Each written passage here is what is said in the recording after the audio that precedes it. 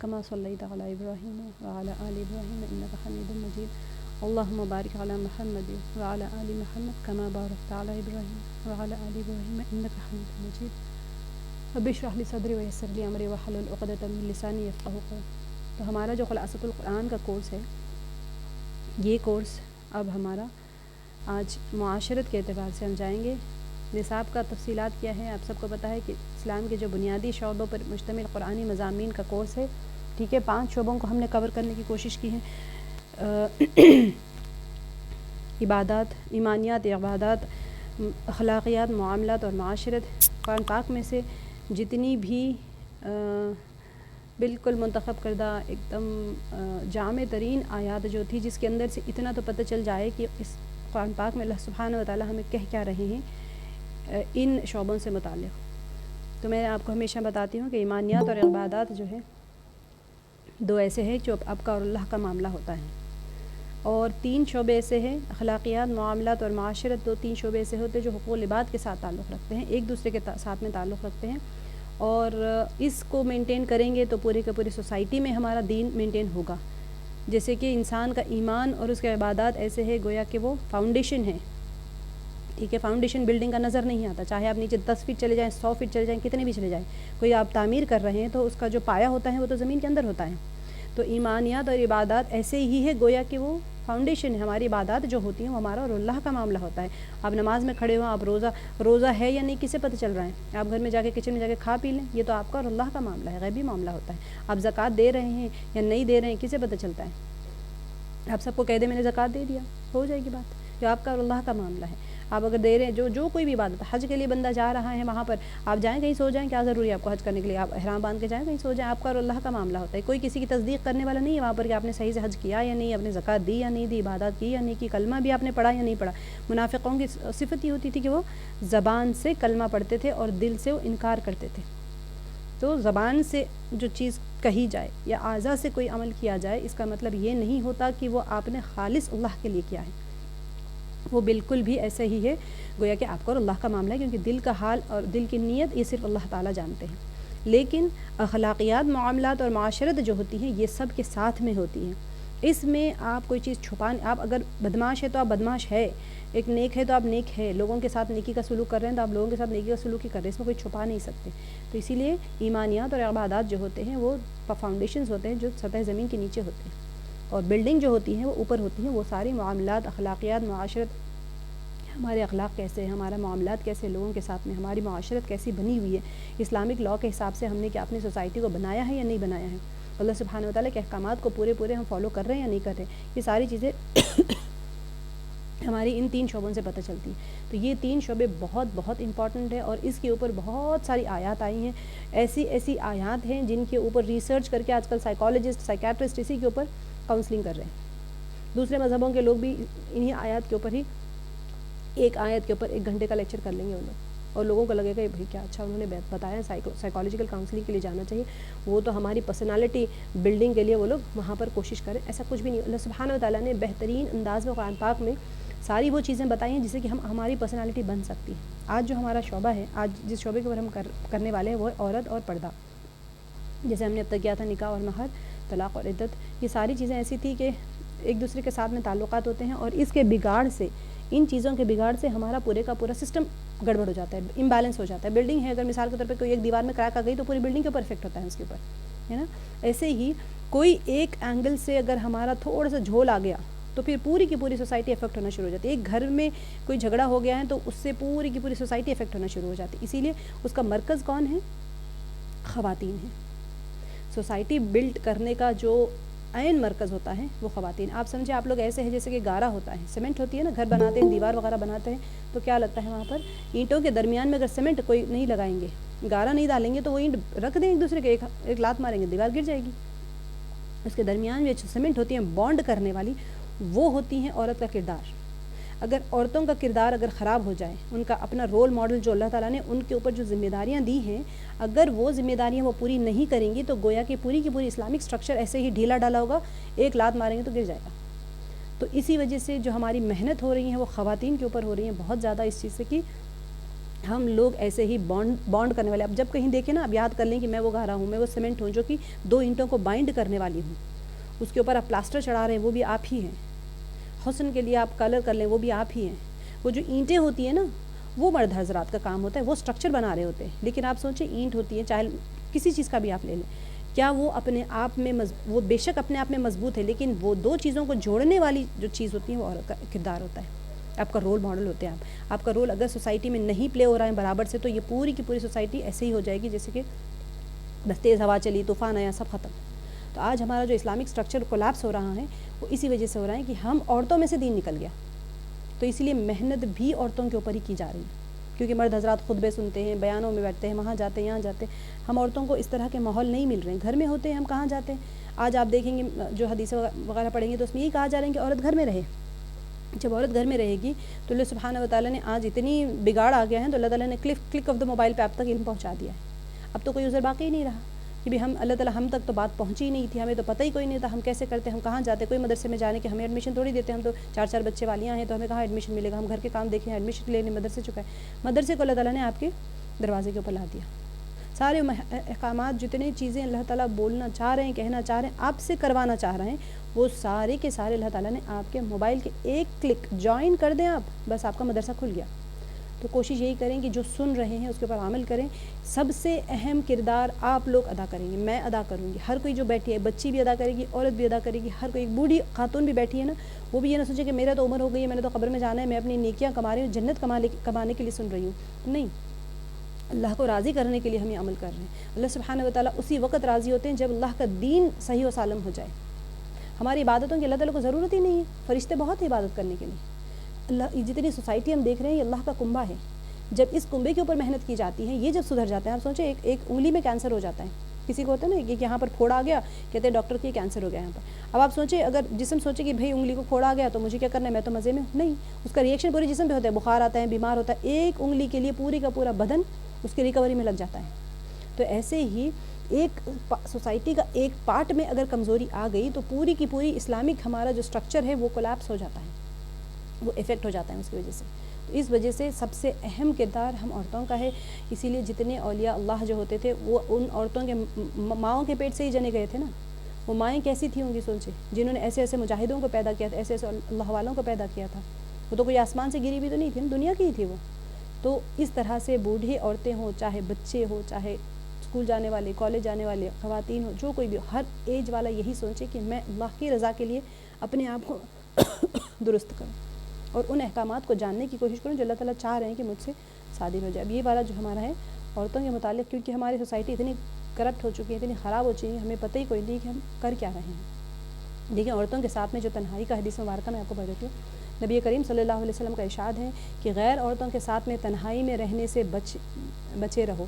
قسم ہے اس ذات کی جس کے قبضے میں میری جان ہے کہ جب بھی کوئی مرد کسی غیر عورت کے ساتھ تنہائی میں ہوتا ہے تو ان کے درمیان تیسرا شیطان داخل ہو جاتا ہے.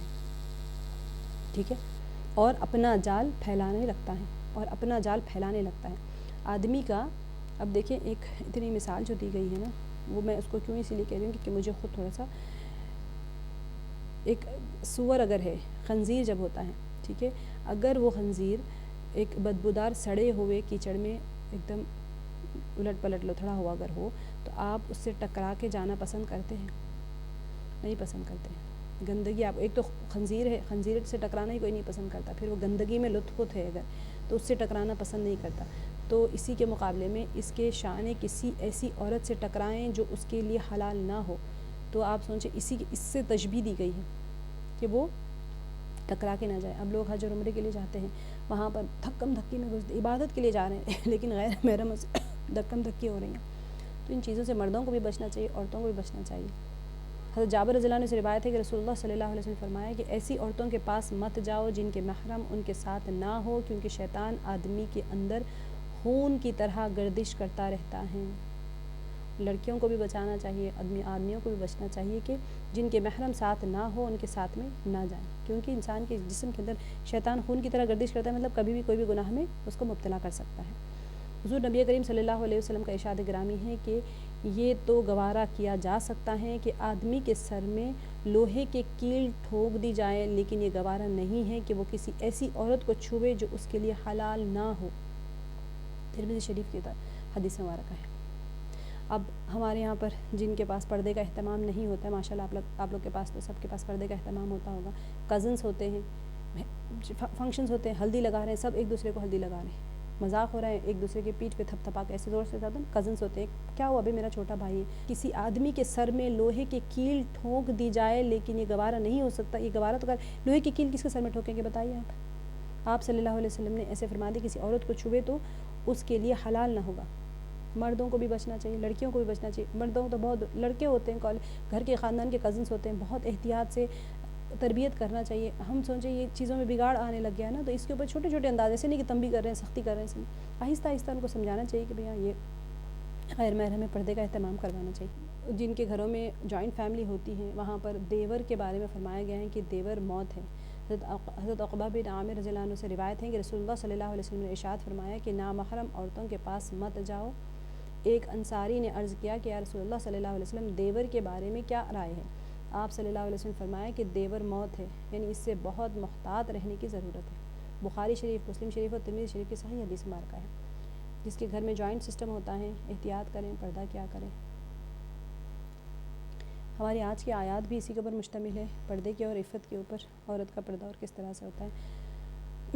سورہ احزاب کی آیت ہے، یہ سورہ احزاب نزول کے اعتبار سے 90 نمبر پہ ہے، قرآن پاک کی ترتیب کے اعتبار سے 33 نمبر پہ ہے، اور پارہ شمار 22 ہے، مدنی سورہ ہے۔ آپ سب کو پتہ ہے سورہ احزاب میں اور سورہ نور میں خاص طور سے عورتوں کے بارے میں احکامات نازل ہوئے ہیں، ٹھیک ہے۔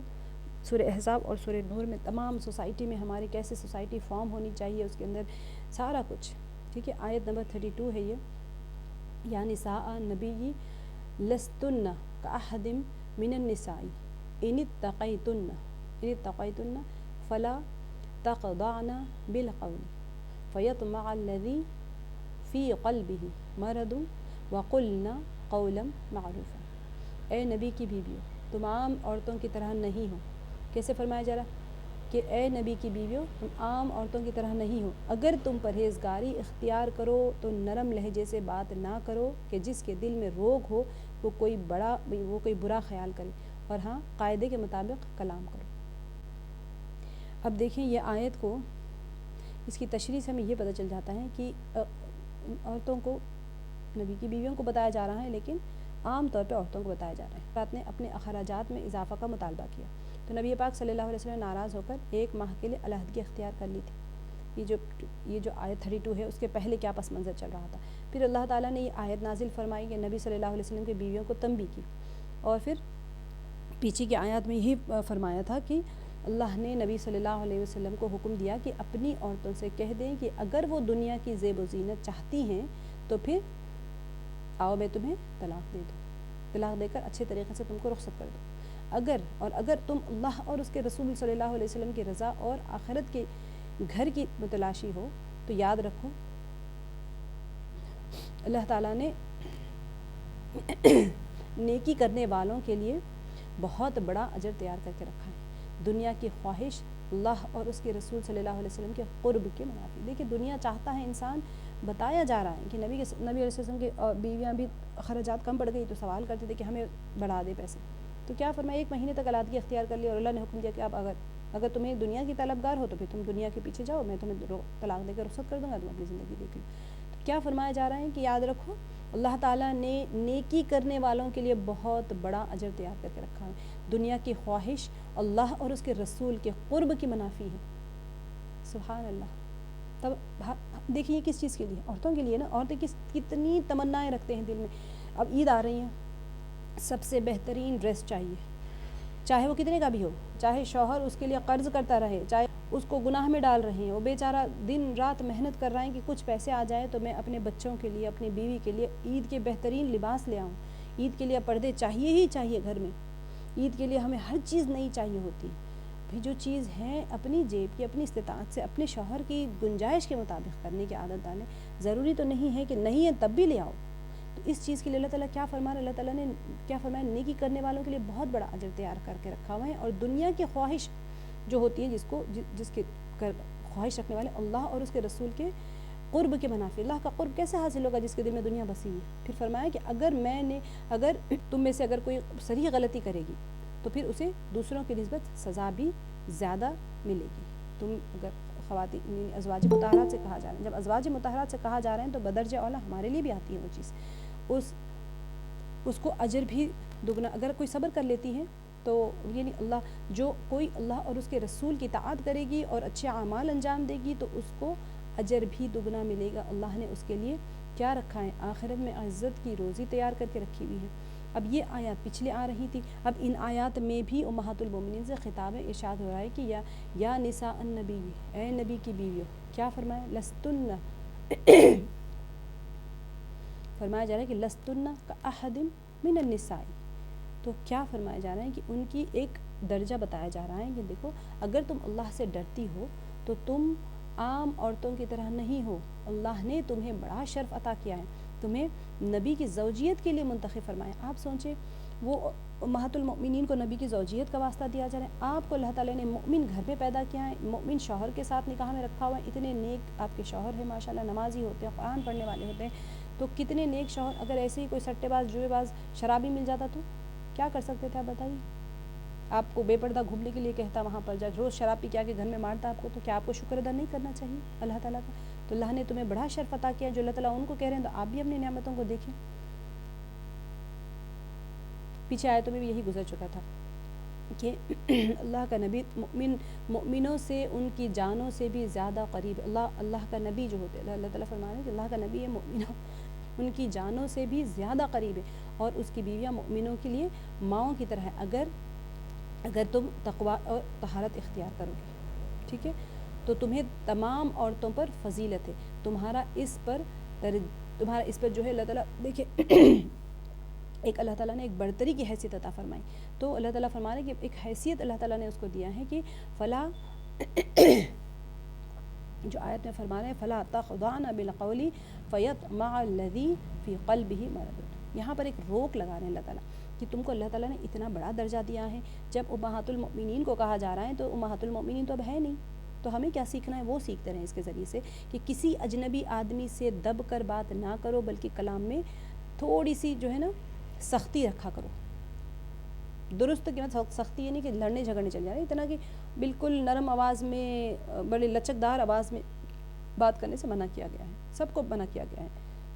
امہات المؤمنین کو خطاب کر کے ساری امت کو کہا جا رہا ہے، کیونکہ نرم لہجے میں بات کرنے سے کیا فرمایا جا رہا ہے؟ فَيَطْمَعَ الَّذِي فِي قَلْبِهِ مَرَضٌ. دل کا روگی آدمی لالچ کرے گا. دل کے روگ سے مراد کیا ہے؟ نفاق ہے کسی کے دل میں. اگر کسی کے دل میں خواہش نفسانی یا شہوانی کا میلان ہے، آپ کو نہیں پتہ آگے والے کے دل میں کیا چل رہا ہے، تو آپ اگر نرم لہجے سے بات کریں گے اور بڑے لچکدار لہجے سے بات کریں گے تو وہ سوچے گا کہ میری طرف مائل ہو کے اسی لیے میرے سے نرم بات کر رہی ہوگی کہ مجھے پسند کرتی ہے. تاکہ کسی باطن آدمی جس کا باطن خراب ہو اس کے دل میں کوئی خیال نہ آ سکے، برے خیالات آ رہے. تو شاہ عبد القادر رحمۃ اللہ علیہ کیا فرماتے ہیں کہ اس آیت کے ذریعے سے اللہ تعالیٰ نے اپنے نبی کی بیویوں کو ادب سکھایا ہے کہ غیر مرد سے بات کرتے وقت اس طرح بات کرو جس طرح اپنے بیٹے سے کی جاتی ہے، یعنی کہ وَقُلْنَ قَوْلًا مَعْرُوفًا، اور بات بھی دستور کے مطابق بھلی اور معقول ہونی چاہیے. جب آپ بات کر رہے ہو تو آپ کے ذہن میں کیا چل رہا ہے؟ آپ اپنے محرم کے ساتھ، جیسے بیٹے کے ساتھ، آپ کون سا بیٹے کے ساتھ لچکدار آواز میں بات کریں گے؟ نارمل سی بات کریں گے. تو اللہ سبحانہ و تعالیٰ فرما رہے ہیں، تربیت فرما رہے ہیں امہات المؤمنین کی، تو اس سے مراد ساری امت کی عورتیں ہوتی ہیں، مؤمن عورتیں ہوتی ہیں. آگے کی آیت سورہ احزاب کی ہی آیت نمبر 33 ہے. اس کے بعد کی آیت ہے 32 تھی، وہ 33 ہے. وَقَرْنَ فِي بُيُوتِكُنَّ وَلَا تَبَرَّجْنَ تَبَرُّجَ الْجَاهِلِيَّةِ الْأُولَى وَأَقِمْنَ الصَّلَاةَ وَآتِينَ الزَّكَاةَ وَأَطِعْنَ اللَّهَ وَرَسُولَهُ إِنَّمَا يُرِيدُ اللَّهُ لِيُذْهِبَ عَنْكُمُ الرِّجْسَ أَهْلَ الْبَيْتِ وَيُطَهِّرَكُمْ تَطْهِيرًا. اور اپنے گھروں میں قرار سے رہو. وقرنا مطلب اپنے گھر میں رہو، ٹک کے قرار سے رہو. ولا تبرجنا، اور قدیم جاہلیت کے زمانے کی طرح اپنے بناؤ کا اظہار نہ کرو، اور نماز ادا کرتی رہو اور زکوٰۃ دیتی رہو اور اللہ اور اس کے رسول کی اطاعت گزاری کرو. اللہ تعالیٰ یہی چاہتے ہیں کہ اے نبی کے گھر والیوں، تم سے وہ ہر قسم کی گندگی کو دور کر دے اور تمہیں خوب پاک کر دے۔ سبحان اللہ، اتنی پیاری آیت ہے، بلکہ سورہ احزاب اور سورہ نور میں پوری کی پوری سسٹم، اسلامک سسٹم عورتوں کے لیے خاص طور سے اس کے اندر سارے احکامات بتائے جا رہے ہیں۔ تو اللہ نے امہات المؤمنین کو یہ حکم بھی دیا ہے کہ وقرن فی بیوتکن، کہ اپنے گھروں میں ٹھہری رہو، بلا وجہ گھر سے باہر نہ نکلو، کیونکہ گھروں میں رہنا ہی عورتوں کی اصل وضع ہے۔ اللہ نے مردوں اور عورتوں میں کیا فرمایا ہے؟ ایک اللہ تعالیٰ نے ان کے اندر تقسیم کر دیا ہے ذمہ داریوں کو، ٹھیک ہے؟ کس طرح سے ذمہ داریوں کو، کہ مرد کی ذمہ داری یہ ہے کہ وہ محنت مشقت کر کے کمائی کرے، اور عورتوں کا کام یہ ہے کہ وہ امور خانہ داری ہے اس کو انجام دے، بچوں کی پرورش کریں، کھانا پکانا، کپڑے دھونا اور گھر کی صفائی کرنا عورت کے ذمہ۔ اب یہ چیز ایک جملہ ہوتا ہے، اب مرد حضرات جب بیانوں میں بولتے ہیں تو عورتوں کو بڑھا تیش آ جاتا ہے، بھئی ہم کیا گھر کے کام والیاں ہیں اور ہم یہ کام کرتے بیٹھے، ہمیں تو گھر کے اندر قید کر دیا گیا، ہم صبح سے شام تک کام کرتے رہتے ہیں اور پھر مرد حضرات آگے کرتے ہیں سارا دن کیا ہی کیا، یہ تو تمہاری ذمہ داری ہے۔ تو کیا ہوا؟ اچھا مرد بیچارہ باہر جاتے ہیں، کما کے لاتے ہیں، سارا کچھ کرتے ہیں، عورت کہہ دیتی ہے کہ بھی تمہاری ذمہ داری ہے، ٹھیک ہے تم کر کے لائے تو میں بھی تو گھر میں کام کر رہی ہوں۔ بالکل غلط سسٹم۔ اللہ سبحانہ و تعالیٰ ان اعمال کے بدلے میں بلندی درجے دے رہے ہیں، برتری دے رہے ہیں اللہ تعالیٰ، مردوں کو بھی اور عورتوں کو بھی۔ مردوں کو تو اللہ تعالیٰ فضیلت دے رہے ہیں کہ گھر میں جب تم حلال کمائی لاتے ہو، اللہ اس کو پسند ان مردوں کو پسند کرتے ہیں، جو ہم نے کل کی حدیث مبارکہ میں پڑھ لی، جو مرد حلال روزی کمانے کے لیے کوشش کرتے ہیں، اللہ سے محبت کرتے ہیں، اس کو پسند فرماتے ہیں، اور جو عورتیں اپنے گھروں میں اللہ تعالیٰ خود حکم دے رہے ہیں۔ اب کیسے جھگڑا کر سکتے ہیں؟ اللہ سے جھگڑا کریں گے جا کے اللہ تعالیٰ یہ قرآن پاک میں سے اس آیت کو نکال دیں، مجھے کیوں کہہ رہے ہیں آپ گھر میں رہنے کے لیے؟ اللہ تعالیٰ کو بہتر پتہ ہے کہ عورتوں کے ساتھ میں خوبصورتی ہے، زینت ہے، جمال ہے، اگر وہ گھر کے باہر نکلے بلا ضرورت ہو تو ضرور جائیں۔ جس کے گھروں میں اب کوئی تجارت دیکھیں آپ، عرب حضرات تاجر ہوتے تھے، عورتیں بھی ہوتی تھی، تجارت کرتی تھی، سارا کچھ کرتی تھی، لیکن پردوں میں رہ کے کرتی تھی۔ جو کام عورتوں کے کرنے کے ہیں وہ ضرور کریں اگر ضرورت ہے تو، اگر نہیں ہے تو اپنے آپ کو گھر میں رکھیں، کیونکہ اجر کا ہمارا سودا جو ہوتا ہے، ہم تو بکے ہوئے ہیں نا، ہم جنت کمانے کے لیے یہاں پر بیٹھے ہوئے، اللہ کی رضا کے لیے یہاں بیٹھے ہیں۔ اب اس کے اندر اگر آپ نکالنا شروع کر دیں گے بہانے اور وجوہات، کیونکہ یہی لبرلزم، فیمنزم اور یہ عورتوں کا جو ایک لبرل مینٹالٹی ہے، عورتوں کو نکلنا چاہیے، عورتوں کو کیوں برباد کرنے کے لیے عورتوں کو، کی ان کو پتہ ہے کہ معاشرہ جو اسلام کا ہے وہ بنانے والی عورت ہے، یہ ولیوں کو پیدا کرنے والی عورت ہے، ان کو تربیت دینے والی۔ اگر عورت گھر سے باہر نہیں نکلی تو ہر گھر سے ایک مجاہد نکلے گا، ہر گھر سے ایک ولی اللہ نکلے گا۔ اگر یہ ہو گیا تو پھر ہماری تو خیر نہیں، تو ان کو عورتوں کو ہی بازاروں میں نکال دو، ایسے میک اپ کے سامان رکھ دو بازاروں میں کہ ان کی اسی کے پیچھے پڑے رہے، ایسے کپڑے، ایسے ایسے سب اسی کے پیچھے لگ جائیں۔ اللہ تعالیٰ نے سجدوں میں جانے کے بعد جو چہرے کا نور دیا ہے، وہ نور کون سا میک اپ سے حاصل ہو سکتا ہے؟ پردے میں رہ کے جو عورت کے چہرے پہ نور ابھرتا ہے وہ کس چیز سے ابھر سکتا ہے؟ اور اصل نور تو وہ ہے جو شوہر کے نظر میں نظر آ جائے، اس کی آنکھوں کو نظر آ جائے، آپ کے چہرے کو اللہ تعالیٰ ایسا مزین اور ایسا خوبصورت بنا دیں گے کہ آپ کا شوہر آپ کو پسند کرے گا، بس کافی ہے۔ کون سی جا کے آپ کو ہزاروں کی میک اپ لگانی ہے؟ کس کے لیے لگانی ہے؟ سب سے اہم چیز یہ ہے۔ تو بچوں کی پرورش اور کھانا پکانا، یہ ساری چیزوں میں اللہ نے عبادت کے طور پہ شمار کیا ہے، اس کے لیے جھگڑے نہ کیا کریں۔ آج کل عمومی طور پہ عورتوں کے پاس یہی کمپلین آتی ہے کہ ہم گھر کے کام والیاں ہیں۔ بھی کام والی تو اب رکھی ہوئی ہے، حضرت بی بی فاطمہ رضی اللہ عنہ نے ایک غلام پوچھا تھا جا کے، تو آپ صلی اللہ علیہ وسلم نے وہ تسبیح فاطمہ سکھا کے بھیج دی کہ تمہارے پاس غلام سے بہتر ہے۔ تو ان کے پاس تو کچھ بھی نہیں تھا، وہ تو کھجور کی گٹلیوں کو کوٹ کے گھوڑے کو کھلاتی تھی۔ وہ کہتی تھی سب سے مشقت والا کام مجھے وہ گھوڑے کی نگرانی ہوتی تھی، جو کہ کھجور کی گٹلیوں کو کوٹنا، پانی میں بھگانا، پھر اس کو کوٹنا، اس کو غذا دینا۔ اب گھوڑا 2-3 گٹلیاں تو کھائے گا نہیں، کتنا ان کو مشقت، پھر ڈول سے پانی کھینچتے تھے باوڑی سے، تو ان کے سینے میں درد ہو جاتا تھا، ہاتھوں پہ گٹھے آ جاتے تھے۔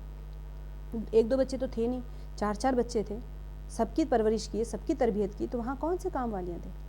ایسا بھی نہیں ہے کہ چلو وہ نبی کی بیٹی ہے تو سب آ کے وہاں پر پیرانی ماں کر کے ان کو تو تخت پہ بٹھا کر سب ان کے ہاتھ کے نیچے کام کر رہے ہیں، خود اپنے کام کرتے تھے۔ کپڑے جو لکڑی پہ پکاتے تھے اس سے کپڑے بوسیدہ ہو جاتے تھے، کالے سیاہ ہو جاتے تھے، تبھی تو جا کے حضرت علی رضی اللہ عنہ نے کہا کہ جا کے اپنے والد سے کچھ غلام آئے ہیں جا کے مانگ لو، کہے مجھے حیا آتی ہے جا کے مانگنے میں۔ پھر بھی جب پوچھا آپ صلی اللہ علیہ وسلم گھر تشریف لائے تو پھر بھی کہا، تو آپ صلی اللہ علیہ وسلم کہا میں اس سے بہتر چیز تم کو نہ بتا دوں، غلام سے بہتر تسبیح فاطمہ سکھا دی۔ تو کیا ہم امہات المؤمنین یا ازواج مطہرات یا پھر اہل بیت سے آگے جانا چاہ رہی ہیں؟ ایک آیت کے اندر اتنی مجموعی طور پر اللہ سبحانہ وتعالیٰ نے بہت ساری چیزیں سکھا دی۔ سب کام گھر کے 4 دیواری کے اندر انجام دینے چاہیے انسان کو، اسی لیے اللہ نے نبی کی بیویوں کو حکم دیا ہے کہ وہ گھر میں مقیم رہیں، وَلَا تَبَرَّجْنَا تَبَرُّجَ جَاہِلِيَّةِ الْأُولَى۔ اب دیکھیں جاہلیت اولیٰ کیا ہوتی تھی، اس وقت کی عورتیں کیا کرتی تھیں؟ اس وقت کی عورتیں اپنے آپ کو ایک کھلے طور پر اللہ تعالیٰ فرما رہے ہیں کہ دیکھو جاہلیت اولیٰ کی عورتوں کی طرح اپنے آپ کو کھلے طور پر نہ دکھاتی پھریں. مطلب یہ ہے کہ گھر میں رہ کر امور خانہ داری انجام دیں. کتنی اللہ تعالیٰ کی آیت تو دیکھیں نا. اللہ تعالیٰ امہات المومنین کو کہہ رہے ہیں جو کہ جنت میں اپنے مقامات بنا چکی ہیں, ان سے فرما رہے ہیں اللہ تعالیٰ کہ دیکھو جاہلیت کی طرح اپنے باہر بناؤ سنگار کر کے گھومتی مت پھرو, اور اگر اشد ضرورت کے تحت اگر گھر سے باہر جانا بھی پڑے تو کیسے جائیں؟ تو پھر جاہلیت اولیٰ کے زمانے کی طرح بے پردہ نہ جاؤ. اب جاہلیت میں کیا ہوتا تھا؟ زمانے جاہلیت میں بناؤ سنگار کر کے عورتیں جو زیور جو چیزیں نظر آنے والی ہوتی ہیں نا ان کے اوپر وہ زیور پہن کے اور بے پردہ گھومنے جاتی تھی باہر.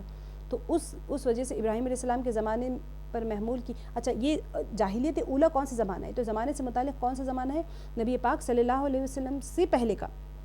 ٹھیک ہے. اب بہت سارے زمانے مفسرین نے بیان فرمایا ہے کہ اس زمانہ ہو سکتا ہے, یہ زمانہ علیہ السلام کا بھی ہو سکتا ہے, ابراہیم علیہ السلام کا زمانہ بھی ہوتا ہے, لیکن 1400 سال سے عرب میں مکے میں کوئی نبی نہیں آئے تھے, تو اس سے پہلے ان لوگوں نے بہت جاہلانہ رواجیں شروع ہو گئی تھی. تو یہ لوگ کیا کرتی تھی عورتیں اس زمانے میں بے پردہ ہو کے مزین ہو کے اپنے آپ کو بڑے خوبصورت سے آراستہ کر کے زیور پہن کے یہ کر کے اور ایسے ہی چلی جاتی تھی باہر اپنے آپ کا دکھاوا کرنے کے لیے. تو اللہ تعالیٰ نے بے پردگی سے منع فرمایا.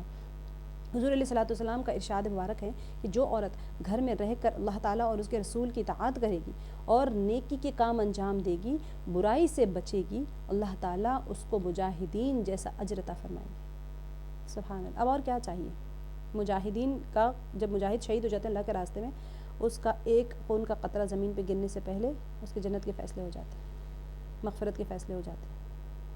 تو آپ سوچیں اللہ تعالیٰ کیا فرما رہے ہیں, کتنی بڑی فضیلت عطا فرمائی ہے نبی پاک صلی اللہ علیہ وسلم کے ذریعے سے فرما دیا, کیونکہ اللہ تعالیٰ کو پتہ ہے عورتوں کے دماغ میں کون سا کیڑا چلتا رہتا ہے. تو اللہ تعالیٰ اس کو مجاہدین جیسا اجر عطا فرمائیں گے. عورت کا بلا اجازت باہر جانا مکروہ تحریمی ہے. مکروہ تحریمی ہے. مکروہ دو قسم کے ہوتے ہیں, مکروہ تنزیہی اور مکروہ تحریمی.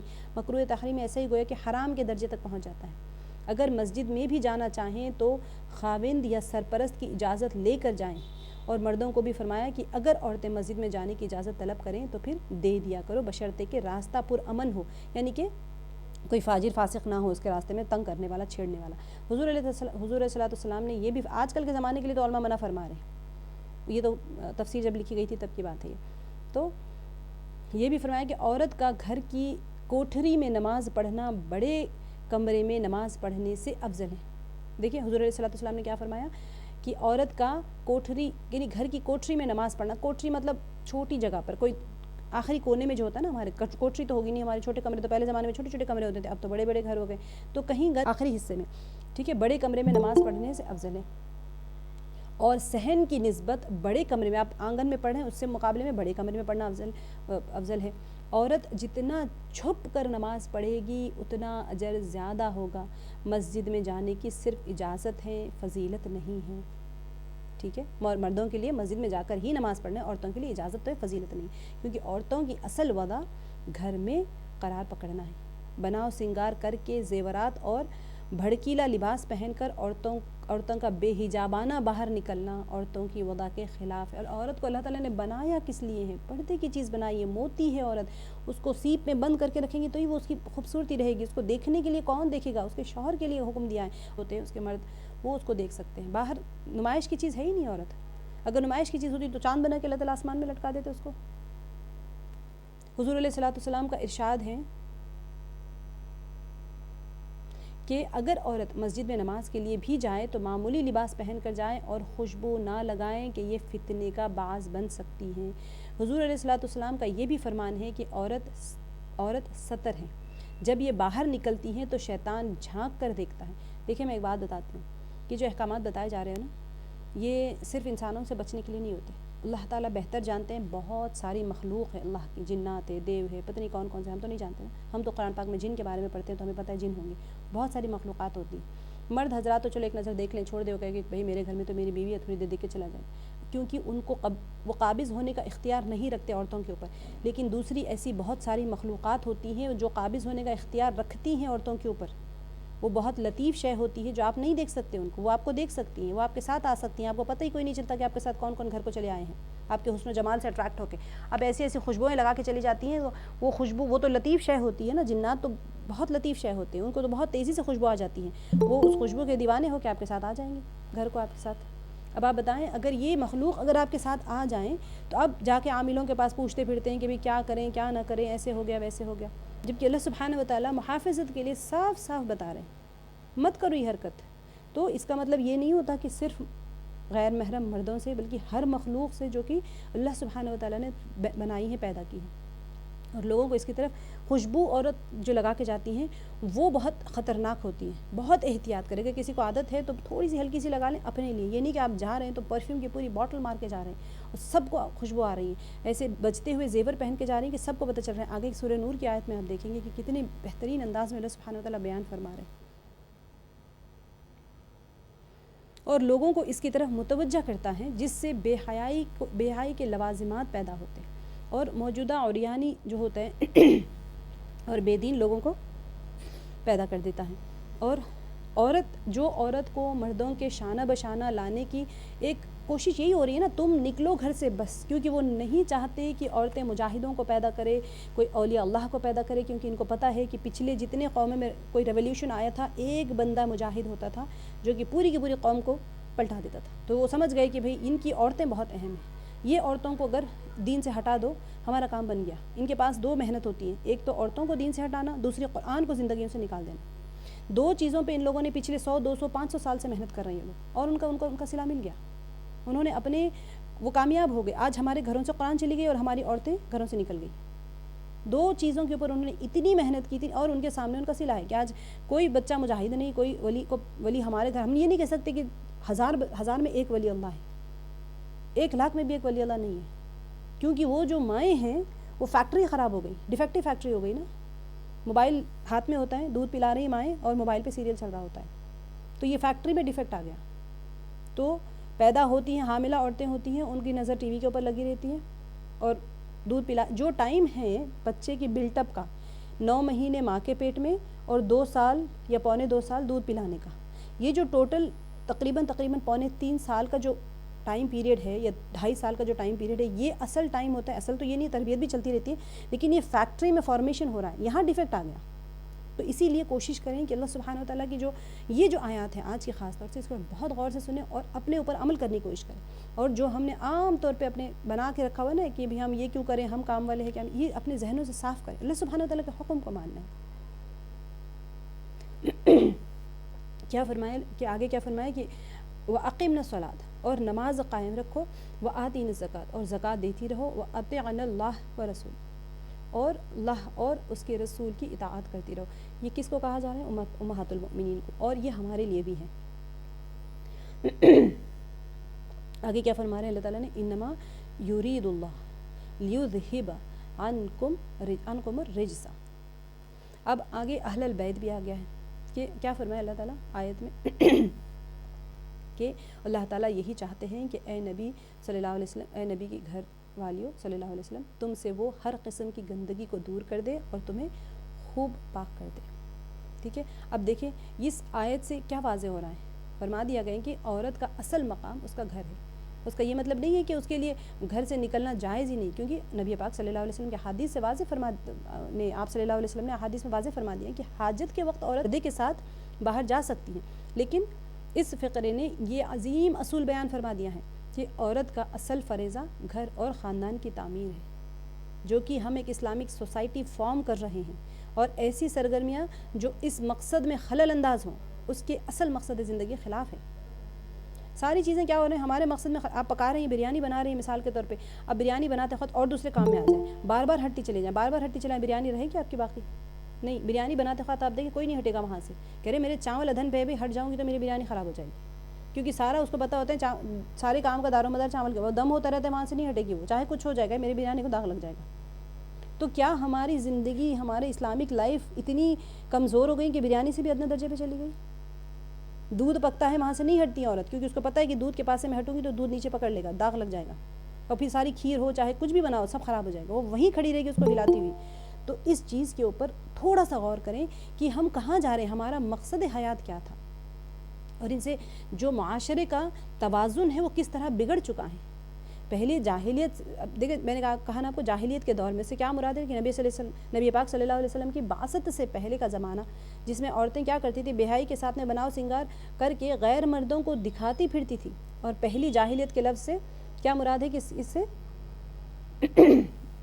ایک آخری جاہلیت کا دور بھی آئے گا جو کہ اب آ چکا ہے. آپ جا کے دیکھ لیں باہر، مجھے تو کہنے کی ضرورت ہی کوئی نہیں. شادیوں میں دیکھ لیں نا, باہر جانے کی کیا ضرورت ہے. شادیوں میں دیکھ لیں عورتیں کتنی تیار ہو کے آ رہی ہیں, وہ بیچارے مردوں کے اوپر ظلم ڈھا رہی ہیں.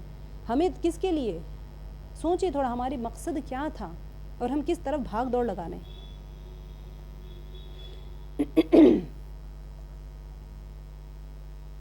اب دیکھیں یہاں پر ایک جو آیا ہے نبی پاک صلی اللہ علیہ وسلم, یہ جو ہے اس کے آگے پیچھے جو ہے سارا ذکر ازواج مطہرات کا ہی چل رہا ہے. یہ آیت کے لیے اس کے آگے اور پیچھے سارا ذکر ازواج مطہرات کا ہی چل رہا ہے. تو اس لیے وہ تو اہل بیت میں سے, اب اہل بیت کون ہے, اس میں 2 فرقے بن گئے, ٹھیک ہے, 2 گروپس بن گئے. ایک گروپ کہتا ہے کہ اہل بیت ازواج مطہرات ہے, اور ایک گروپ کہتا ہے کہ اہل بیت جو آپ صلی اللہ علیہ وسلم کی اولادوں میں سے ہے وہ ہے, جیسے کہ حضرت بی بی فاطمہ رضی اللہ عنہا کا اور ان کے بھائی ہیں, وہ سارے اہل بیت ہیں. تو 2 گروپزم ہو گئے, دونوں بھی اس طرح سے گروپزم نہیں, یہ بھی اہل بیت ہے اور یہ بھی اہل بیت ہے. اب یہاں پر اہل بیت ایک جگہ پر فرما دیا گیا کہ اہل بیت ازواج مطہرات ہے, اور یہاں پر فرما دیا ہے کہ اہل بیت یہاں پر اہل بیت کا یہ آیا ہے ذکر, آیا اہل بیت کو ازواج مطہرات کے لیے کہا گیا, اور دوسری جگہ پہ اہل بیت کے لیے حضرت بی بی فاطمہ اور حضرت علی رضی اللہ عنہ, حسنین رضی اللہ عنہ کو چادر میں لے لیا تھا اور فرمایا کہ یہ میری اہل بیت ہے, ان کو پاک کر دیجیے. یہاں پر سے کیا ہوا کہ اپنی چادر میں ڈھانپ لیا تھا آپ صلی اللہ علیہ وسلم. تو یہ آیت تلاوت فرمائی تھی. اور بعض روایت میں ہے کہ آپ نے یہ بھی فرمایا کہ یا اللہ یہ میرے اہل بیت ہے, یعنی کہ وہ جو حضرت بی بی فاطمہ رضی اللہ عنہ اور حسنین رضی اللہ عنہما اور حضرت علی رضی اللہ عنہ اور حضرت بی بی فاطمہ رضی اللہ عنہ.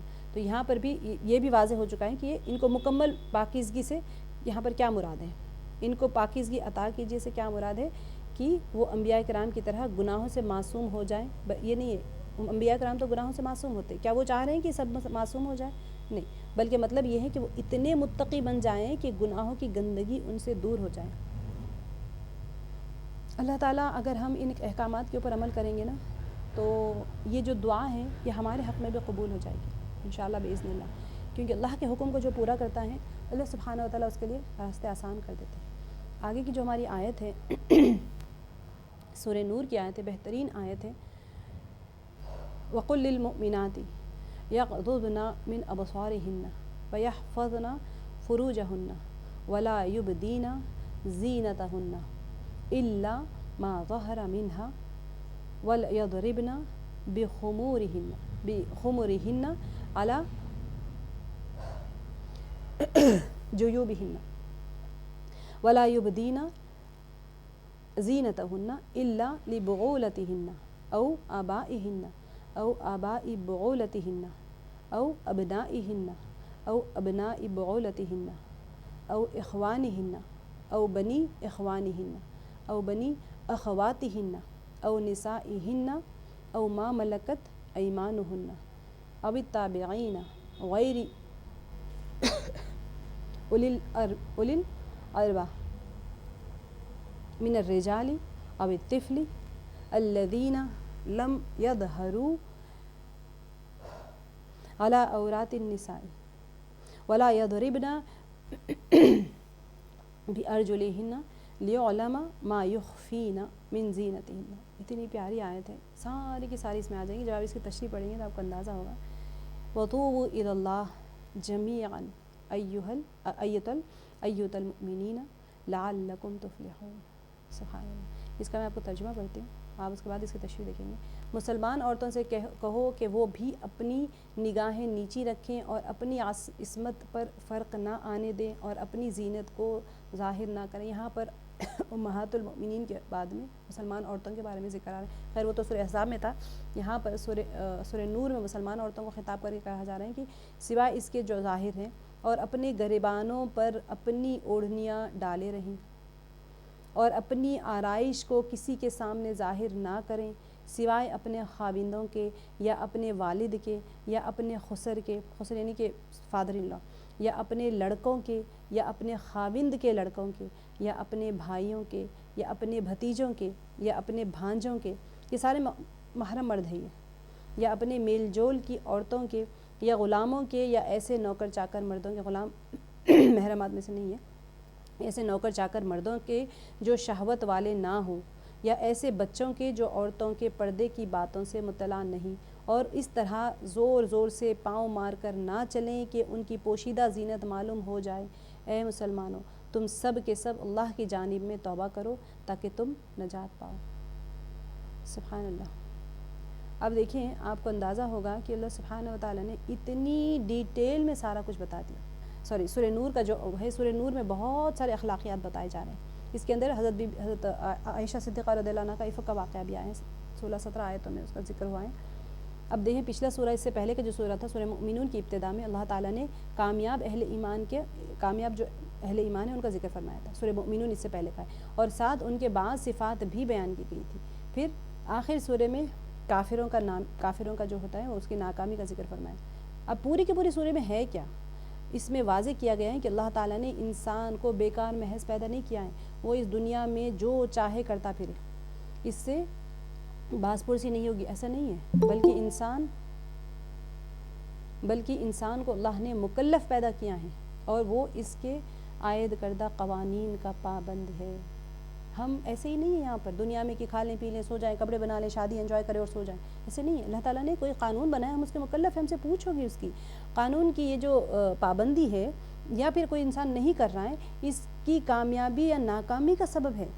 ہم کوئی وہ نہیں ہے نا کہ ہم کچھ کر لیں اور چلے جائیں یہاں سے. ہماری کامیابی اور ناکامی کا سبب ہی یہ قوانین ہے جو اللہ تعالیٰ نے بنائے ہیں. ابھی سورہ میں اللہ تعالیٰ نے بعض معاشرتی قوانین بیان کیے ہیں. ٹھیک ہے، جو ہم معاشرت کر رہے ہیں یہی سورہ میں، سورہ نور میں سارے وہ rules and regulations and laws. دیکھیں رولز اینڈ ریگولیشنز الگ ہوتا ہے، لا الگ ہوتا ہے. لا کہتے ہیں قانون کو، ٹھیک ہے. رولز اینڈ ریگولیشنز کہتے ہیں کہ آپ اس کو فالو کر لیں، جیسے اسکولز میں ہوتا ہے رولز اینڈ ریگولیشنز ہوتے ہیں، یہ ساری چیزیں آپ کو فالو کرنا ہے. وہ لا نہیں ہوتا. لا آف دا لینڈ جو ہوتا ہے، اگر آپ اس کو پورا نہیں کریں گے تو آپ کو سزا دی جائے گی. ٹھیک ہے، یہ ایسے ہی ڈیوائن لا ہوتے ہیں، اللہ تعالیٰ کے بھیجے ہوئے قوانین ہوتے ہیں. اگر اس کو ہم فالو نہیں کریں گے تو پھر ہم اس کی باز پرس ہوگی، ہم سے پوچھ ہوگی اور ہم اس کی سزا پائیں گے پھر آخرت میں. ایسے نہیں کہ ہم چھوڑ دیں اور بے پردہ گھومتے پھریں اور کچھ بھی نہیں ہوگا. ایسے نہیں، یہ تو لاز ہے. یہ اللہ تعالیٰ ہمیں بتا رہے ہیں. یہ سورہ میں اللہ تعالیٰ نے بعض معاشرتی قوانین بیان فرمائے جن کا پابندی انسان پر لازم ہے، اور یہی اس سورہ کا جو پہلی صورت کے ساتھ میں ربط ہے. اس سے پہلے جو سورہ مومنین آیا اس کا کنیکٹیوٹی ہے دونوں کی. ان دونوں صورتوں کا جو دوسرا ایک کنیکشن ہے نا، وہ یہ ہے کہ دونوں صورتوں میں بعض مضامین جیسے کہ توحید اور اس کے عقلی اور نقلی دلائل بیان کیے گئے.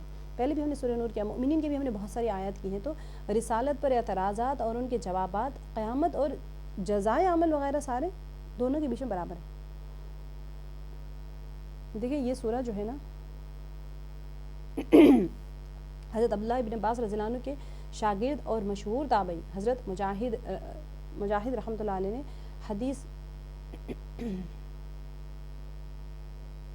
اس سے متعلق بیان کی ہے کہ حضور پاک صلی اللہ علیہ وسلم کا ارشاد مبارک ہے، اپنے مردوں کو سورہ مائدہ سکھاؤ، کیونکہ اس میں حلت اور حرمت اور دیگر مسائل بیان ہوئے ہیں.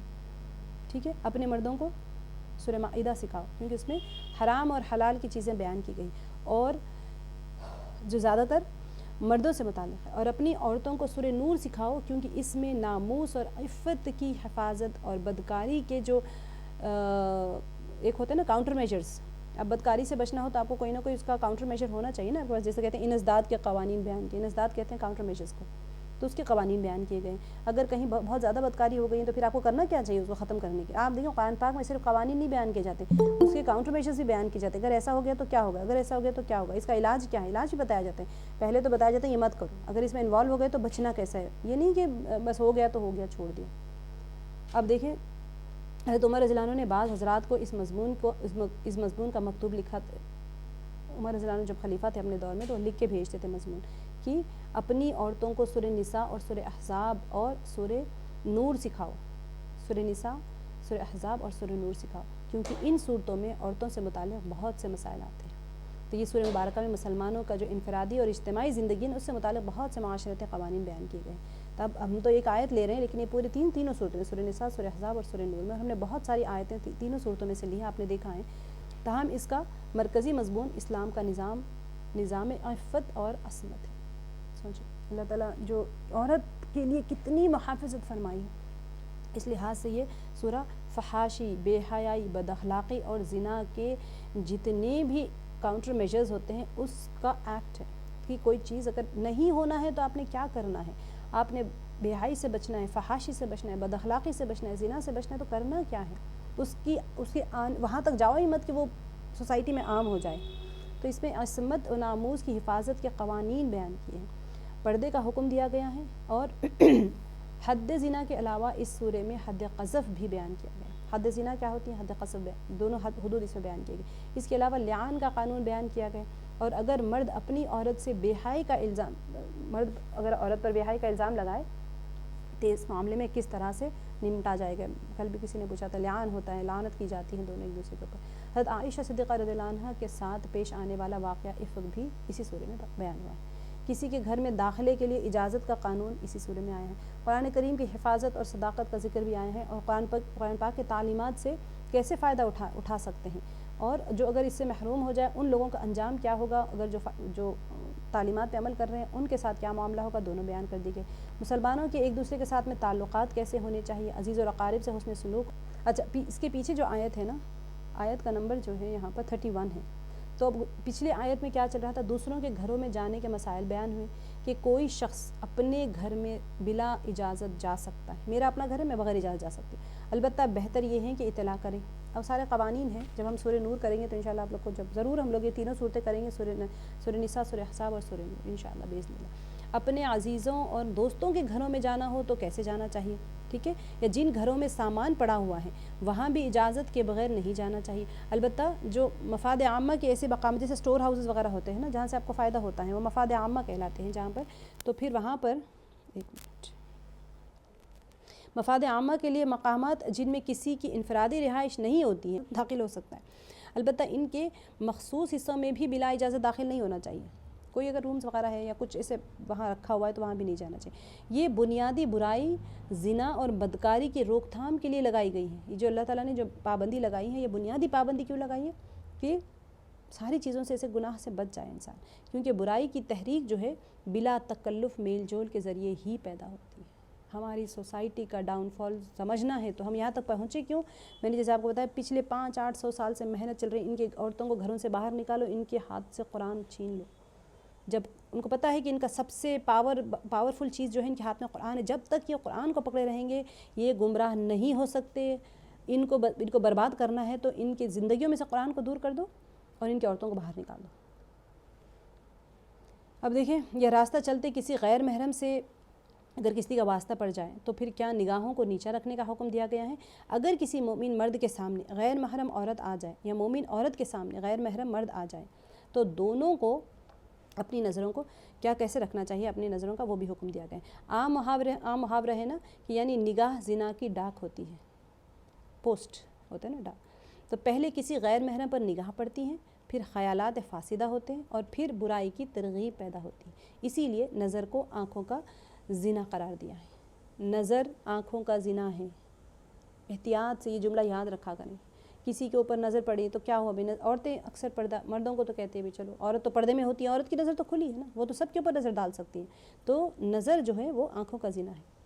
اسی لیے حضور علیہ الصلوۃ والسلام نے نگاہ کی حفاظت کا سختی سے حکم دیا ہے تاکہ برائی، بدکاری اور زنا کی نوبت ہی نہ آ سکے اور مسلمانوں کی سوسائٹی ایسی قباحتوں سے پاک رہے.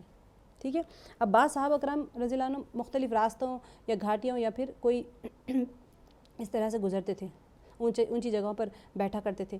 تو حضور علیہ الصلوۃ والسلام نے اس سے منع فرمایا.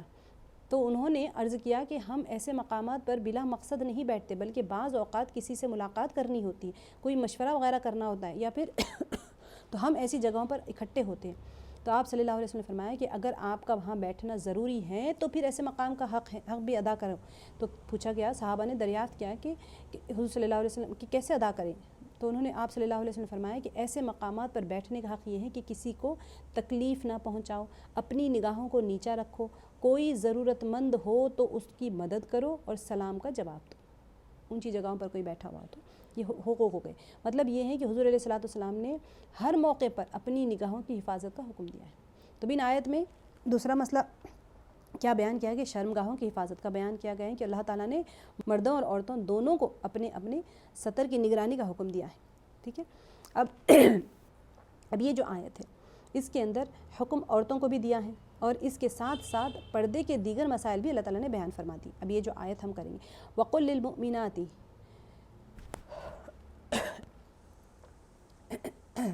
وَقُلْ لِلْمُؤْمِنَاتِ يَغْضُضْنَ مِنْ أَبْصَارِهِنَّ. تو کیا فرمایا ہے کہ اے پیغمبر صلی اللہ علیہ وسلم آپ مومن عورتوں سے بھی کہہ دیں کہ وہ اپنی نگاہیں پست رکھیں मर्दों की तरह औरतों को भी निगाहों को बचाने का हुक्म दिया है, निगाहों को नीचे रखने का हुक्म दिया है, क्योंकि बुराई की तरफ मैलान का पहला ज़ीना निगाह की ख़राबी होती है। तो मर्द व ज़न अगर इस पर कंट्रोल कर लें तो बहुत हद तक बुराई का ख़ात्मा हो सकता है। नज़र को नीचे रखें, चाहे कोई भी हो, किसी से भी बात करना। आजकल हो जाते हैं कि नज़र से नज़र मिला के बात करने के लिए कहा जाता है। कहाँ देख रहे हो भाई, हम आपसे बात कर रहे हैं। देखें कहाँ से डाउनफॉल, हमारे जो सोसाइटी में करप्शन कहाँ से आना शुरू हुआ। किसी से बात कर रहे हैं तो टीचर भी कहेगी कि मेरी तरफ देखो, कहाँ देख रहे हो। बच्चे को छोटे बचपन से ही कहा जाता है कि मेरी तरफ देखो, जबकि गैर महरम की तरफ देखने से अल्लाह ताला खुद मना फरमा रहे हैं। तो आगे क्या फरमाया कि मोमिन औरतों को ये हुक्म भी दे दें कि वयहफ़ज़ना फ़ुरूजहुन्ना, कि वो अपनी शर्मगाहों की हिफाजत करें, अपनी अफ़्फ़त और नामूस पर दाग न लगने दें। फरमाया वला युबदीना ज़ीनतहुन्ना इल्ला मा ज़हरा मिन्हा, और अपनी ज़ीनत को ज़ाहिर ना करें सिवाय इसके जो उससे खुली हैं। मतलब क्या है कि अपनी बनावटी ज़ेब ज़ीनत या फिर कोई बनाव सिंगार को गैर महरमों के सामने ज़ाहिर ना करें कि ये चीज़ फितने का बाज़ बनती है। जहाँ तक मा ज़हरा का ताल्लुक़ है ना, तो यानी वो चीज़ें जो औरत से ख़ुद ब खुद ज़ाहिर हैं, तो इससे हज़रत अब्दुल्लाह इब्न अब्बास रज़ियल्लाहु अन्हु औरत का चेहरा और हाथ मुराद लेते हैं। ख़ुद ब खुद ज़ाहिर है तो आप हाथ से काम करेंगे ना, हाथ तो ज़ाहिर हो जाएगा। चेहरा है, चेहरा भी ज़ाहिर होगा, चेहरा का पर्दा तो है। लेकिन यहाँ पर देखें, मैं आपको समझाती हूँ कि उनके इजहार में कोई हर्ज नहीं है, क्योंकि ये दो आज़ा सतर में शामिल नहीं। अगरचे जब हाथ खुले हों तो फिर उनमें लगी मेहंदी या पहनी हुई अंगूठी वग़ैरह भी नज़र आ जाएगी। अलबत्ता इसके अलावा जो कोई ज़ीनत की कोई चीज़ ज़ाहिर करने की इजाज़त नहीं है। आप अंगूठी पहने, मेहंदी लगी हो तो वो तो ज़ाहिर हो जाएगी। बाज़ फरमाते हैं कि मा ज़हरा से मुराद सिर्फ़ बैरूनी लिबास हैं जो बेशक नज़र आ जाए। इसके अलावा बाकी तमाम आज़ा को हत्तल इम्कान छुपाने की कोशिश करनी चाहिए। इसमें इख्तलाफ है, जब फ़िक़ही मसाइल पढ़ेंगे तब हम सीखेंगे। आपको आयत की इतनी तशरीह समझ लेनी चाहिए कि औरत को पूरे का पूरा हाथ और चेहरे के अलावा आप कितनी चीज़ें ज़ाहिर कर रही हैं। कल ही हमने पढ़ा था कि पूरे आस्तीन के कपड़े पहनना है, और इंडियन साड़ी सिस्टम जो है वो तो वैसे ही बेकार है, क्योंकि औरत नाफ जो है पूरा सारा वो सतर में है औरत का। नमाज ही नहीं होती उतना, अगर आप खोल के नमाज़ पढ़ेंगे तो। आगे अल्लाह ने पर्दे से मुताल्लिक़ ये हुक्म भी दिया है कि वल यदरिबना बिखुमुरिहिन्ना अला जुयूबिहिन्ना। तो क्या फरमाया है, और औरतों को चाहिए कि वो अपनी ओढ़नियाँ अपने गरेबानों पर डाले रखें। औरत का गरेबान बिल्कुल खुला नहीं होना चाहिए, यानी फ्रंट पार्ट आपका। तो वला युबदीना ज़ीनतहुन्ना, अपनी ज़ेब ज़ीनत और बनाव सिंगार को ना ज़ाहिर करें। आगे अल्लाह ने उन मर्दों की फ़हरिस्त दी हैं जो इस हुक्म से मुस्तस्ना है। यानी आप बाकियों के सामने तो ये सब कवर करना है, लेकिन कुछ लोग हैं जो इससे थोड़ा एक्सक्लूजन से, इनको मुस्तस्ना यानी इस चीज़ में नहीं आएंगे। तो कौन है वो? जिनमें औरतों को पर्दा करने की ज़रूरत नहीं है। फरमाया इल्ला लिबुलतिहिन्ना, अपनी ज़ीनत को ज़ाहिर ना करें मगर अपने खाविंदों के लिए। ज़ाहिर है कि खाविंद से पर्दा कैसा, बल्कि सही मानों में औरत की ज़ेब ज़ीनत इसके खाविंद के लिए ही होती है। ठीक है।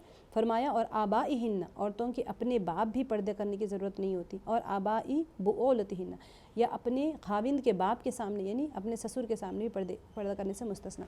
इसमें बहुत सारे फ़िक़ही अहकामात हैं। ठीक है, जब हम करेंगे फ़िक़ही अहकामात जब करेंगे तो आप लोग को बताया जाएगा। और अबनाइहिन्ना, औरतें अपने बेटों के सामने भी ज़ीनत का इजहार कर सकती हैं। और अबनाई बुओलतिहिन्ना, अपने खाविंदों के बेटों के लिए भी कोई पाबंदी नहीं है। खाविंदों के बेटे यानी कि पहली बीवी से कोई किसी के बेटे होते हो तो।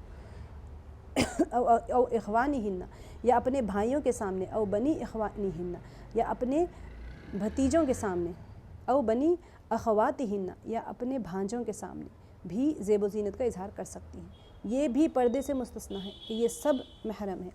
अब देखिए मुफस्सिरीन कराम फरमाते हैं कि ये चचा और मामू के लिए भी यही हुक्म है, क्योंकि वो भी महरम है।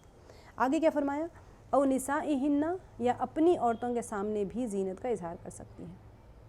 अक्सर मुफस्सिरीन फरमाते हैं कि इससे मुराद मुसलमान औरतें हैं, लिहाजा किसी मुसलमान औरत को किसी काफिरा औरत के सामने भी ज़ेब ज़ीनत ज़ाहिर करने से की इजाज़त नहीं दी गई है। अब इससे थोड़े से आप सबको पता है कौन से प्रॉब्लम्स हमारी सोसाइटी में आ चुके हैं ऑलरेडी। आप ख़ुद गौर कर लें, काफिर औरत के सामने भी सतर ज़ाहिर नहीं करना है चेहरे और हाथ के अलावा। तो अब आप सोचें, जब आप देखेंगे आपको ख़ुद अंदाज़ा होगा। मैं तो कह नहीं सकती क्योंकि ऑनलाइन चल रहा है सारा कुछ, لیکن آپ کو اندازہ ہے کہ کیا کیا خرافاتیں آ چکی ہیں ہمارے پاس. ان کو بھی اجنبی کے حکم میں شمار کیا جائے گا کافرہ عورتوں کو. او ما ملکت ایمانہن، یا داہنے ہاتھ کی ملکیت ہے یعنی کہ لونڈی غلام ہیں، ان سے بھی پردہ کی ضرورت نہیں ہے. او التابعین غیر اولل یہ آیت کا دیکھ لیں. گھروں میں کام کرنے والے مرد بھی پردے سے مستثنیٰ ہیں جو شہوانی غرض نہیں رکھتے. ٹھیک ہے. اب کوئی چھوٹے بچے ہوتے ہیں، ایسے ہوتے ہیں جس کو کچھ ایسا نہیں ہوتا ہے، شہوانی غرض نہیں ہوتی ہے، تو اس قسم کے نوکر چاکر معمولی حیثیت کے لوگ ہوتے ہیں اور اپنے کام یا کھانے پینے اور کپڑے پہننے کے سوا ان کی کسی طرف بھی توجہ نہیں ہوتی. یا پھر فقہاء کرام فرماتے ہیں کہ اس ضمن میں سخت احتیاط کی ضرورت ہے اور جوان مردوں کو گھر کے کام کاج کے لیے مقرر نہیں کرنا چاہیے. ابھی طفلی یہ والا حصے کا کیا ہے کہ وہ چھوٹے بچے بھی پردے سے مستثنیٰ ہیں جو عورتوں کے بھیدوں پر مطلع نہیں ہیں. چھوٹے مطلب 5-6 سال 12 سال بالغ ہونے سے پہلے کے. ابھی انہیں عورتوں سے کوئی فائدہ اٹھانے کا کوئی ان کو علم نہیں ہے. ان کے سامنے بھی اگر زینت ظاہر ہو جائے تو کوئی حرج نہیں ہے. آگے اللہ تعالیٰ نے کیا فرمایا کہ عورتوں پر یہ پابندی بھی لگائی کہ ولا یضربن بارجلہن. یہ اس ٹکڑے کا کیا مطلب ہے کہ عورتیں چلتے وقت اپنے پاؤں زمین پر زور سے نہ ماریں جن سے ان کی پوشیدہ زینت کا اظہار ہوتا ہے. اگر پاؤں میں کوئی زیور ہے، جیسے چین پہنی ہوئی ہے، کوئی بھی اس طرح کے پہنے ہوئے، تو کیا ہوگا، مارنے سے آواز چھن چھن آئے گی نا، تو پھر اس سے بھی بچنا چاہیے. کیونکہ اب آواز کرتے جائیں گے تو لوگ پلٹ کے دیکھیں گے کون جا رہے ہیں، تو پھر آپ کا پورا غور کریں گے وہ لوگ. خوشبو بھی لگا کے جائیں گے تو ایسے ہی غور کریں گے وہ لوگ. تو اس طرح سے روک دیا. حضور پاک صلی اللہ علیہ وسلم نے تو یہ حکم بھی دیا ہے کہ جو عورتیں نماز کے لیے مسجد میں جائیں سادہ لباس پہنیں اور خوشبو استعمال نہ کریں تاکہ مردوں کی توجہ ان کی طرف مبذول نہ ہو. اب دیکھیں، ناف سے لے کر گھٹنوں تک کا شرعی سطر ہے. ناف سے لے کے گھٹنوں تک شرعی سطر ہے، لہٰذا کسی مرد کے لیے دوسرے مرد کے اس حصے پر دیکھنا حرام ہے. عورت کے لیے بھی یہی حکم ہے کہ وہ کسی عورت کے سطر کو نہیں دیکھ سکتی. اس ضمن میں مرد اور عورت کے حکم میں کچھ اختلاف بھی ہے. جیسے کہ ناف سے لے کے گھٹنوں تک تو مرد اور عورت کا ایک ہی سطر ہے. مثلا اگر کسی عورت کی نگاہ مرد کے سطر والے حصے کے علاوہ جسم کے کسی دیگر حصے پر پڑ جائے تو کوئی گناہ نہیں ہے. البتہ عورت کا سارا جسم ماں سوائے چہرے کے اور ماتھے کے، یعنی چہرہ اور ہاتھوں کے سطر ہیں عورت کا سارا. لہٰذا کسی مرد کی نظر عورت کے کسی حصے پر نہیں پڑنی چاہیے ماں سوائے مستثنیٰ جو بتا دیا گیا ہے. اگر ایسا کرے گا تو سخت گنہگار ہوگا. بعض فقہا پاؤں کو بھی سطر میں داخل کرتے ہیں اور بعض نہیں کرتے. دیکھیں یہ بہت اہم آیت ہے، اس کے اوپر غور کرنے والی آیت ہے کہ ہم نے کتنی دور ہو گئے ہم اللہ پاک کے احکامات سے، ہے نا. ہم کتنی چیزیں کھلے رکھتے ہیں، ہمیں پتہ ہی کوئی نہیں ہے. اب آپ پتہ چل گیا ہیں تو دعا کر کے اٹھیں گے، اللہ ہم کو اس تمام جو پچھلی زندگی میں ہم سے گناہ ہو گئے ہمیں معاف کر دیں اور آگے والی زندگی کے لیے ہمیں متقی اور پرہیزگار بنا دے. جو آپ کے احکامات ہیں اس کے اوپر ہم عمل کرنے والے بن جائیں. اسی طرح عورت کے بال بھی سطر میں داخل ہیں، ان پر بھی کسی اجنبی کی نظر نہیں پڑنی چاہیے اگرچہ عورت کا چہرہ سطر میں داخل نہیں. دیکھیں عورت کے بال پردہ کریں. میں آپ کو کل بھی بتا رہی تھی کہ بالوں کا پردہ بہت ضروری ہے. فیشنیبل طریقے سے حجاب کریں، کوئی ضرورت نہیں کہ آپ ایسے کفن پہنتے ہیں نا. بہت سارے مجھے کہتے ہیں باجی ہم اگر ایسے پہنتے ہیں، ہمارے شوہر کہتے ہیں کیا کفن پہن کے بیٹھی ہو. تو کیوں کفن کی طرح پہن رہے ہیں؟ اچھے لباس، اچھے حجاب لیں. آپ کو نہیں مل رہے کیا حجاب اچھے فیشنیبل؟ فیشن کس چیز میں کر رہے ہیں؟ جا کے اتنے سارے ہم میک اپ کے سامان لاتے ہیں. کتنی خوبصورت لگتی ہیں عورت حجاب میں. جب اس کے بال کور ہو جاتے ہیں تو حسن اس کا اور مزین ہو کے نظر آتا ہے. اللہ تعالیٰ کی رحمت اس کے چہرے پہ ہوتی ہے، اللہ تعالیٰ کا نور اس کے چہرے پہ آ جاتا ہے، تو اس کی نورانیت اور خوبصورتی اور حسن ویسے ہی مزین ہو گئی پردے میں. بال اس کے کور ہو جائیں تو یہ دماغ میں ڈالا گیا ہے نا، بالوں کو دکھاؤ. جس طرح دماغوں میں ڈالا گیا اسی طرح آپ نکالیں. فیشن کریں، حجاب میں کریں. جیسے آپ کا ڈریس ہے اس کی میچنگ کا کریں. جو آپ کے ڈریس کے بارڈرز ہوتے ہیں اس کو لے کے آپ اپنے حجاب کے بارڈرز لگوائیں. جیسے مزین کرنا ہے کریں آپ کے حجاب کو اور پہنیں. فیشنیبل طریقے کتنے سارے عربز دیکھیں کتنے اچھے طریقے سے حجاب پہنتے ہیں. پہنیں آپ لوگ بھی، کس نے منع کیا؟ لیکن بالوں کو دکھانا نہیں چاہیے. نوجوان عورت کو اپنا چہرہ بھی ڈھانپ کر رکھنا چاہیے تاکہ فتنے سے بچا جا سکے. کسی مرد کے لیے یہ قطعاً روا نہیں ہے کہ وہ اپنی بیوی یا شرعی لونڈی کے مقام شہوت کے سوا کسی دوسرے عورت کے ایسے مقام کی طرف دیکھے. اسی طرح عورت کے لیے اپنے خاوند کے مقام سطر کے علاوہ کسی اجنبی کی طرف دیکھنا حرام ہے. البتہ مرد ہو یا عورت مجبوری کی حالت میں اعضائے مستورہ کو دیکھنے کی اجازت. جیسے کہ کوئی علاج کروا رہے ہیں آپریشن ہے، سرجری ہے، کوئی ڈاکٹر نہیں ہے وہاں پر، تو لیڈی ڈاکٹر نہیں ہے، کروانا ہے تو پھر اجازت دی گئی ہے، فقہا نے حتی الامکان ڈسکس کر لے کے پوچھنا چاہیے۔ فقہاء کرام فرماتے ہیں کہ ایسے حالات میں بھی حتی الامکان بچنے کی کوشش کرنی چاہیے اور بے تکلف ہونے سے ہمیشہ پرہیز کرنا چاہیے۔ آگے اللہ تعالیٰ نے کیا فرمایا آخر میں اللہ تعالیٰ فرمایا کہ وَتُوبُوا إِلَى اللَّهِ جَمِيعًا، کہ اے ایمان والو تم سارے کے سارے اللہ کے سامنے توبہ کرو۔ انسان خطا کا دیکھیں ہم سے پچھلی زندگی میں کتنے گناہ ہو گئے، پردے کو ہی لے کے یہ ایک آیت کو بھی اگر ہم اپنے دل پہ لے لیں تو توبہ کرنے کے لیے کافی ہے۔ کتنی زندگی ہم نے گناہ کی، کتنی نافرمانیاں کی اللہ کی۔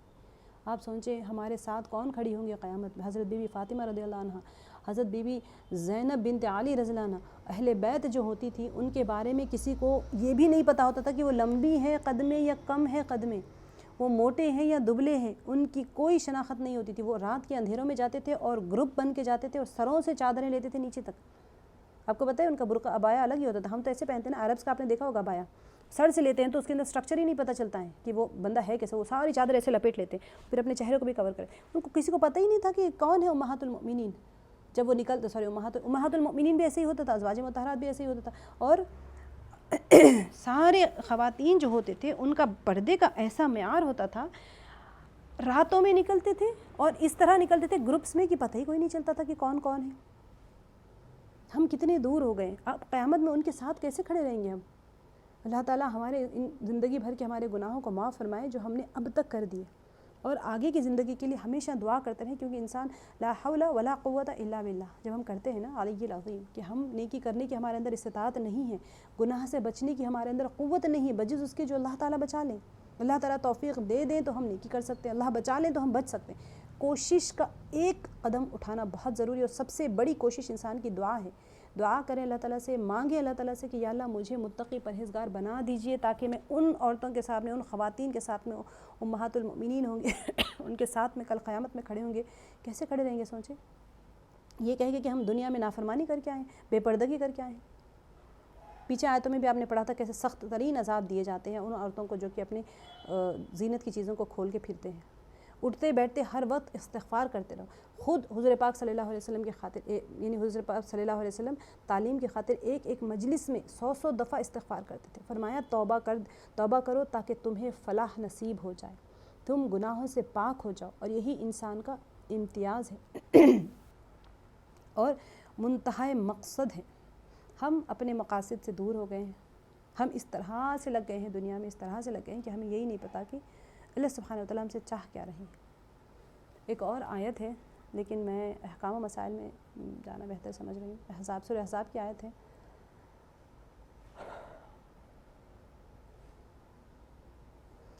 احکام و مسائل کر لیتے ہیں ہم لوگ، کہ تھوڑا سا آپ لوگوں سے دعاؤں کی گزارش ہے، تھوڑا سا طبیعت ناساز ہے، تو احکام و مسائل کر لیتے ہیں آج کے، کہ زکوٰۃ کی رقم مسجد وغیرہ میں نہیں لگ سکتی ہے۔ زکوٰۃ کی رقم براہ راست مسجد وغیرہ کی تعمیر اور اس کی ضروریات میں صرف کرنا درست نہیں ہے۔ اب دیکھیں ایک منٹ،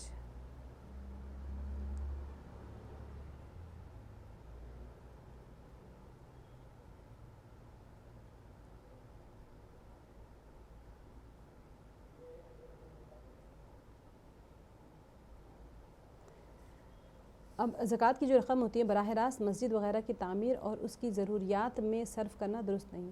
اب دیکھیں رفاہی اور مفاد عامہ کے کاموں میں زکوٰۃ لگانا جائز نہیں ہے۔ کوئی انسان گروپ میں کام کرتے ہیں نا، اس میں نہیں لگا سکتے۔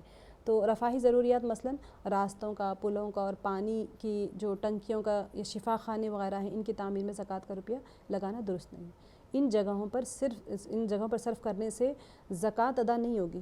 جہاں گروپ کا کام ہوتا ہے نا، ہاسپٹل بنا رہے، اس طرح سے نہیں دے سکتے۔ آگے کی بھی دیکھ لیں اس کو، کہ زکوٰۃ کے مال سے میت کی تجہیز و تکفین کے بارے میں کیا حکم ہے۔ کہ میت کی تجہیز و تکفین میں براہ راست زکوٰۃ کا روپیہ لگانا جائز نہیں ہے۔ البتہ اگر سخت ضرورت ہو تو کسی غریب مستحق کو زکوٰۃ کی رقم دے دی جائے، پھر وہ اپنی طرف سے تجہیز و تکفین میں لگا دے تو ایسا کرنا درست ہے۔ جسے ہیلۂ تملیک کیا جاتا ہے، کسی کو تجہیز و تکفین کا کرنا ہے، وہاں پر پیسے نہیں جمع ہو رہے تو اپنی زکوٰۃ کے پیسے کسی غریب کو دے دے اور وہ بندہ وہاں پر دے دے تو پھر جائز ہے، لیکن تجہیز و تکفین میں نہیں، کیونکہ میت مکلف جو مر جائے بندہ وہ مکلف نہیں ہوتا ہے نا، اس کو نہیں دے سکتے آپ، زندے کو آپ مالک بنانا پڑتا ہے، تو مردے کو کیسا مالک بنائیں گے۔ زکوٰۃ سے میت کا قرض ادا کرنا، میت مقروض کا قرض زکوٰۃ کی رقم سے ادا کرنا جائز نہیں ہے، کیونکہ اس میں تملیک نہیں پائی جاتی، ٹھیک ہے۔ البتہ جو ہیلہ یہاں پر بھی اختیار کیا جا سکتا ہے، کسی کو کہہ دیں وہ کسی غریب کو دے دیں، وہ کر دیں، ہیلہ تملیک جو ہوتا ہے وہ کر سکتے ہیں۔ زکوٰۃ کے مال سے فقراء کی دعوت کرنا۔ اب رمضان میں بہت لوگ غلطیاں کرتے ہیں، اسی لیے ان مسائل کو بتایا جا رہا ہے کہ اگر مستحق فقراء کو ایک جگہ بٹھا کر کھانا کھلا دیا تو پھر اس سے زکوٰۃ ادا نہیں ہوگی۔ بہت سارے فقراء کو بولے آپ نے بریانی بنا کھلا دیا، آپ سوچ رہے کہ میں نے ایک ایک کھانا تو ایک کو کھلایا نا، زکوٰۃ دے دو، کیونکہ ان کو کھانے کا مالک بنانا ضروری ہے۔ بعض مدارس میں یکجا بٹھا کر طلباء کو کھانا کھلانے کا رواج ہے، تو کیا فرمایا گیا؟ منتظمین کو چاہیے کہ وہ زکوٰۃ کی رقم تملیک کر کے کھانے میں خرچ کیا کریں، ورنہ زکوٰۃ ادا نہیں ہوگی، ٹھیک ہے۔ اچھا، زکوٰۃ میں فقیر کو عارضی طور پر مکان دینا۔ کوئی انسان فقیر ہے، اب اس کو آپ کیا کریں، فقیر کو مکان ایک مدت تک رہنے کے لیے دیا اور اس کے کرائے میں زکوٰۃ کی نیت کر لی، تو پھر اس سے زکوٰۃ ادا نہیں ہوگی، کیونکہ آپ نے اس کو مالک نہیں بنایا، ٹھیک ہے۔ اب رفاہی ہسپتال پبلک ہاسپٹلس ہوتے ہیں، اس میں زکوٰۃ کی رقم دینا کیسا ہے؟ اگر کوئی ہاسپٹل کی تعمیر ہو رہی ہے تو اس زکوٰۃ کی جو لگانا ہے وہ جائز نہیں ہے۔ البتہ زکوٰۃ کی رقم سے دوائیں خرید کر غربا اور مستحق لوگوں کو دینا شرعاً تو درست ہے، لیکن غیر مستحق لوگوں کو زکوٰۃ کی رقم سے خریدی گئی دوائیں دینے کی زکوٰۃ کی مستحق کو آپ دے سکتے ہیں، لیکن غیر مستحق ہوگا کوئی تو اس کو نہیں دے سکتے، ٹھیک ہے۔